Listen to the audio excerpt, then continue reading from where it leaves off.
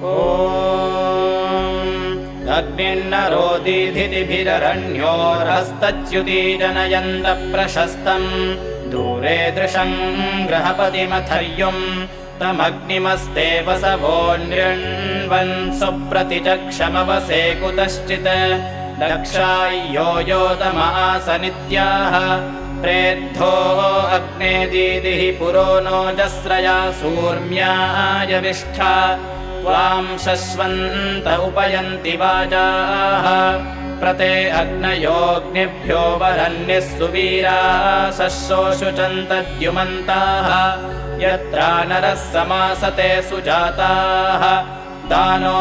अग्ने धिया रजिं सुवीरं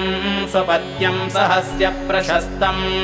नयय्या वातरति यातुमावान् उपयमेति युवतिः सुदक्षन्